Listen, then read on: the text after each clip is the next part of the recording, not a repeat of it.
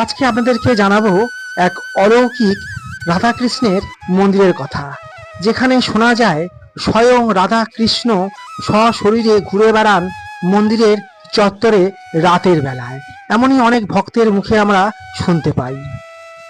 লোকচক্ষুর আড়ালে রয়ে গেছে রাধাকান্ত জিউ ঠাকুর বাড়ি। হ্যাঁ বন্ধুরা, আজকে এই ঠাকুর বাড়ির কথাই আপনাদেরকে জানাবো। যেখানে মেন ঠাকুরের যে আদি মন্দির, সেখান থেকে ঠাকুর এখনো এখানে যাতায়াত করে। তো সেই জন্যে আমাদের এখানে কি হয়, ওখানে যারা থাকে তারা বলে যে ওখানে ঘরের মধ্যে কোনো মতে শোয়া যায় না। কোনো যেমনই আশ্চর্য অলৌকিক মন্দির, তেমনই মন্দিরটা দেখলে মন প্রাণ ভরে যাবে। রাজকীয় স্ট্রাকচারে তৈরি 250 বছরের প্রাচীন এই রাধাকান্তজিউ ঠাকুর বাড়ি। কর্তা হচ্ছে সিদ্ধেশ্বর চন্দ্র। আচ্ছা বিষ্ণু ঠাকুরকে কুড়িয়ে পাওয়া, মানে স্বপ্ন আদেশে পাওয়া গেছিল। আচ্ছা আচ্ছা রাধিকাকে আবার আনা হয়েছে আলাদা করে, নারায়ণ আনা। এই দোল হয় আপনার মার্চ মাসে। ওকে। আর আপনার হবে এই আসছে যেরকম উল্টো রথ হবে, উল্টো রথে আমাদের প্রতিষ্ঠাকর্তার জন্মদিন, ওই হিসাবে উল্টো রথে ভোগ প্রসাদ বেলানো হবে। রাধাষ্টমী আছে, জন্মাষ্টমী আছে।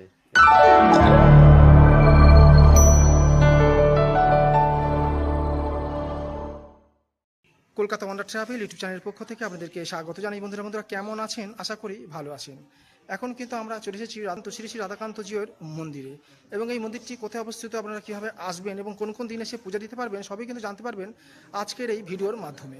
চলুন আমরা জেনে নিই রাধাকান্ত জিউর মন্দিরের ইতিহাস।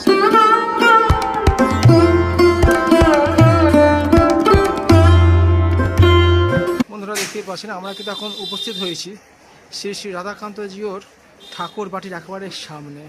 কলকাতার বুকে লুকিয়ে থাকে এক অমূল্য রতন এই মন্দিরটি, যেটা কিন্তু অনেকের কাছেই সম্ভবত হয়তো অজানা। এই মন্দিরের যেটা রাজকীয় যে স্ট্রাকচার, সেটা দেখলে কিন্তু বুঝতেই পারবেন যে বহু প্রাচীন কিন্তু এই শ্রী শ্রী রাধাকান্ত জিউর ঠাকুর বাটিটি। এবং এই মন্দিরের ঠিক নিচের দিকে ঢোকার প্রবেশে দুটো দেয়ালেই কিন্তু আপনারা দেখতে পেয়ে যাবেন শ্রী বিষ্ণুর খুব সুন্দর কিন্তু মূর্তি গড়া রয়েছে, এবং এদিকে দেখতে পেয়ে যাবেন গৌরনীতাই খুব সুন্দর মূর্তি গড়া রয়েছে। এবং সামনের দিকে যদি একটুখানি যদি যাওয়া যায়, তো এটি হচ্ছে মেন প্রবেশ পথ। আমরা আমরা প্রবেশ করব, দিয়ে ভেতরের কীরকম দেখতে সেটা আপনাদেরকে দেখাবো। এখান থেকে জাস্ট এখন একটু দেখতেই পাচ্ছেন, খুবই সুন্দর কিন্তু লাগছে। রাধা মাধবের বিগ্রহ কিন্তু আমরা দেখতে পেয়ে যাচ্ছি।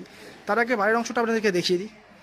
কালিয়া দমনের যে পরিচয়টা আমরা পাই রাধা কৃষ্ণের, দমনের ঘটনাটা কিন্তু এখানে খুব সুন্দরভাবে কিন্তু ফুটিয়ে তুলেছে নিচের দিকে প্রবেশের ঠিক এক পাশেই। এবং ওই দিকেও কিন্তু আমরা গৌর নিতাই যে জন্ম, ওনার বাবা ওনাকে নিয়ে যাচ্ছেন সেই বৃষ্টির মধ্য দিয়ে, সেটাই কিন্তু খুব সুন্দর কিন্তু এখানে কিন্তু তুলে ধরা হয়েছে। মন্দিরের এটি কিন্তু পাশের দিকটা দেখতেই পাচ্ছেন, পাশের দিকটা কিন্তু বহু প্রাচীন মন্দিরের জন্য রংটা কিন্তু চটে গেছে, বা রংটা এখনো ঠিক মতন কিন্তু করা হয়নি। দেখতে পাচ্ছি কিন্তু সামনের দিকে কিন্তু রংটা করা হয়েছে, যেটা কিন্তু আমরা দেখে নিতে পাচ্ছি। দেখতেই পাচ্ছেন লেখাই রয়েছে শ্রী শ্রী রাধাকান্ত জিউর এটেস্ট ঠাকুর বাটি, সিদ্ধেশ্বর চন্দ্র কর্তৃক প্রতিষ্ঠিত, 52/1 প্রেমচাঁদ বড়াল স্ট্রিট, কলকাতা 7,12,000।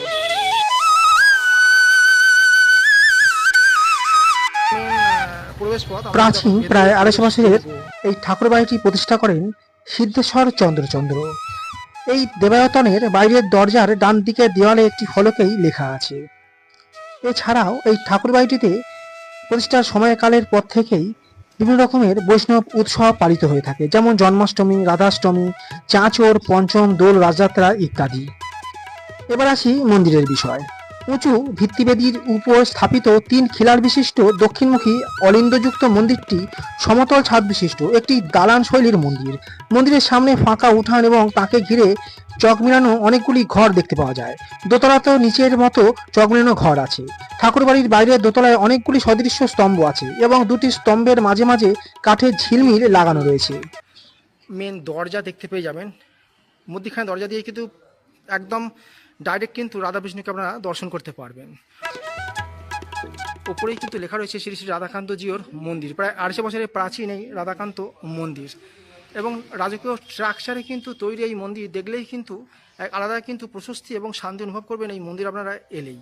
মন্দিরের উপরিভাগে লক্ষ্য করলে দেখা যায় রাধাকৃষ্ণের এক যুগল মিলন বিগ্রহ, এবং সঙ্গে রয়েছে গৌর নিতাই। ঠাকুর বাড়ির বাইরের দোতলায় অনেকগুলি সদৃশ্য স্তম্ভ আছে এবং দুটি স্তম্ভের মাঝে মাঝে কাঠের ঝিমিল লাগানো রয়েছে। বাড়ির ভিতরের মোটা মোটা স্তম্ভ দেখতে পাওয়া যায়। মন্দিরের খিলানের এক একটি স্তম্ভ কলা গাছের রীতির গোল এবং সরু স্তম্ভগুচ্ছের সমষ্টি। মন্দিরের সামনের দেওয়ালের উপর রাধাকৃষ্ণ, গৌরাঙ্গ ও নিত্যানন্দের মূর্তি দেখতে পাওয়া যায়। প্রবেশ করেই কিন্তু হ্যাঁ যাবেন যে রাধাকৃষ্ণের কিন্তু খুব সুন্দর কিন্তু এখানে পোর্ট্রেট ছবি কিন্তু লাগানো আছে। কিন্তু রাধাকৃষ্ণের কিন্তু ছোটবেলাকার চিত্র কিন্তু দেখতে পেয়ে যাবেন। মন্দির ঘিরে কিন্তু বিভিন্ন রকম কিন্তু পোর্ট্রেট ছবি কিন্তু দিয়ে কিন্তু সাজানো রয়েছে পুরো মন্দিরটাই। মোটা মোটা স্তম্ভ বিশিষ্ট এক রাজকীয় স্টাইলে মন্দিরটি এক কথায় অনবদ্য। মন্দিরের উপরিভাগের করিবর্গাকার ছাদ এবং মন্দিরের আর্কিটেকচার বারবার করে মনে করিয়ে দেবে প্রাচীনত্বের নিদর্শনগুলি। মূর্তির একটা মানে পোর্ট্রেট ছবি কিন্তু আমরা দেখতে পেয়ে যাব। এটাই কিন্তু মন্দিরের কিন্তু মূল দরজা, মন্দিরের চত্বরে একদম যাওয়ার জন্য। মন্দিরের একেবারে গর্ভগৃহে যাওয়ার পথেই দেখতে পেয়ে যাবেন কলা গাছ এবং সঙ্গে এরকম বিভিন্ন রকম সখীদের আর্ট করা রয়েছে একদম প্রবেশদ্বারের দুধারে। যে স্তম্ভগুলো এখন দেখতে পাচ্ছেন এই স্তম্ভগুলোকে কলাগেশ রীতির গোল ও সরু স্তম্ভগুচ্ছের সমষ্টি বলা হয়ে থাকে। এই রকমের আর্টিস্টিক স্তম্ভ একমাত্র এই মন্দিরেই দেখতে পাওয়া যায়। কলকাতার বুকে এই রকমের সুন্দর রাধাকৃষ্ণের মন্দির সত্যি খুব একটা বেশি নেই বললেই চলে। এক কথায় মন্দির চত্বর ঘুরে যখন গর্ভগৃহে প্রবেশ করবেন তখন মুখ দিয়ে একটাই উঠে আসবে যে সত্যি খুবই সুন্দর মন্দির।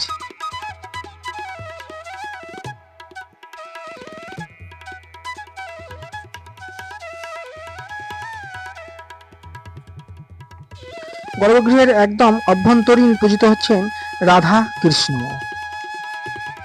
গর্ভগৃহে একটি কাঠের সিংহাসনে রাধাকান্তজি ও রাধারানী বিগ্রহ নিত্য পূজিত হয়ে থাকেন।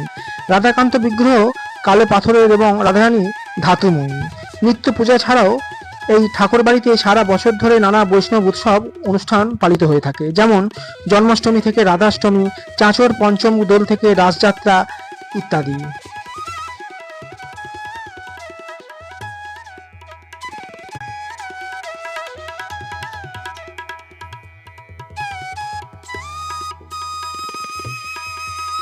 ইচ্ছে এবং সময় থাকলে একদিন এই 250 বছরের প্রাচীন রাধাকৃষ্ণের মন্দির থেকে এসে ঘুরে যেতেই পারেন। চলুন এখানকার এই মন্দিরের যে অলৌকিক কাহিনী সেটি একটু আমরা জেনে নেব। এই পেছনের যে ঘর থেকে এই দিক থেকে পেছন বাড়িতে যাওয়ার যে জায়গা, যেখানে মেন ঠাকুরের যে আদি মন্দির, সেখান থেকে ঠাকুর এখনো এখানে যাতায়াত করে। তো সেই জন্যে আমাদের এখানে কি হয়, ওখানে যারা থাকে তারা বলে যে ওখানে ঘরের মধ্যে কোনোভাবে শোয়া যায় না, কোনোভাবেই ওখানে শোয়া যায় না, ঘর বন্ধ করে আর গার্ড করে শোয়া যায় না, তাতে কেউ যেন মনে হয় তার মাথার কাছে করে এসে দাঁড়িয়ে আছে, তাই ঘুমোতে পারে না। আচ্ছা, আর এরকম সব কথাবার্তা লোকের মুখে শোনা যায় যারা থাকে।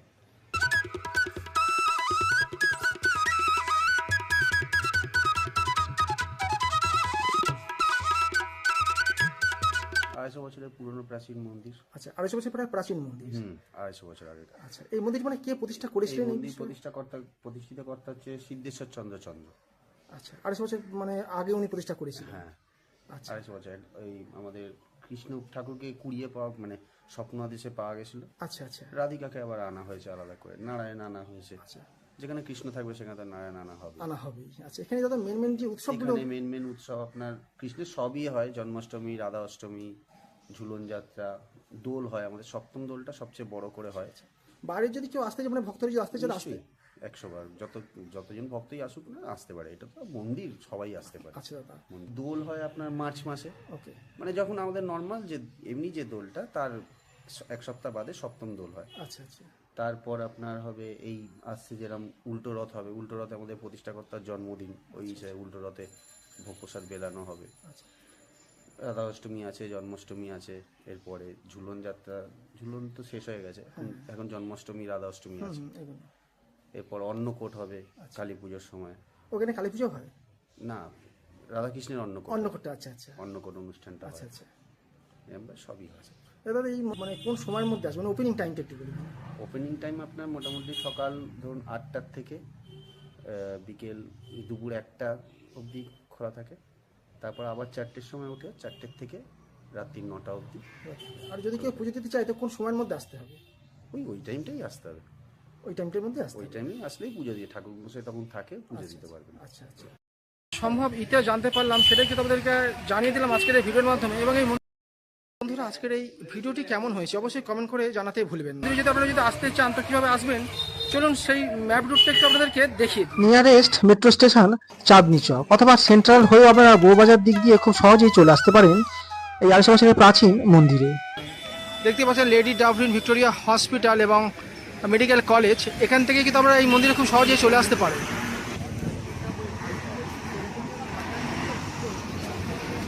ঠিক সামনের গলিতে ঢুকতে হবে। এই রাজা রামমোহন রায় সরণি হয়ে সামনের দিকে গেলেই দেখতে পাবেন এই সেন্ট মেনশন। এই সেন্ট মেনশনের ঠিক উল্টো দিকে যে গলিটা ঢুকে গেছে সেই গলিতেই প্রবেশ করতে হবে আজকের এই রাধা বিষ্ণুর মন্দিরে যাওয়ার জন্য। চলুন সামনে থেকে আপনাদেরকে একটু দেখিয়ে দিচ্ছি। সামনে কিন্তু আপনারা মন্দির কিন্তু দেখতে পেয়ে যাচ্ছেন এবং কিন্তু শ্রী শ্রী রাধাকান্ত জিওর ঠাকুরের বাড়ির একেবারে সামনে চলে এসেছি। জিওর মন্দিরে আসতে গেলে আপনারা আরও একটি রাস্তা দিয়ে কিন্তু আসতে পারবেন, সেটি বউবাজার হয়ে কিন্তু খুব সহজেই কিন্তু আসা যায়। চলুন সেই রুটটি আপনাদেরকে একটু দেখিয়ে দিই। যে বউবাজার ছোট শিব মন্দির, এই বউবাজার ছোট শিব মন্দির থেকে সামনের যে গলিটা ভেতরে ঢুকে আছে এই সামনের গলিতেই কিন্তু যেতে হবে প্রায় 4 থেকে 5 মিনিটের মতো।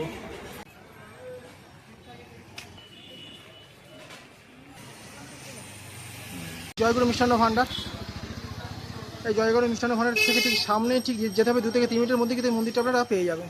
ভিডিওটি যদি ভালো লেগে থাকে তাহলে অবশ্যই কলকাতা ওয়ান্ডার ট্রাভেল ইউটিউব চ্যানেলটিকে সাবস্ক্রাইব করে পাশে থাকবেন। এরকম কিন্তু জানা অজানা বিভিন্ন রকম কিন্তু ট্রাভেলিং সংক্রান্ত ভিডিও এবং টেম্পল সংক্রান্ত ভিডিও পেয়ে যাবেন কলকাতা ওয়ান্ডার ট্রাভেল ইউটিউব চ্যানেলের মাধ্যমে। ধন্যবাদ।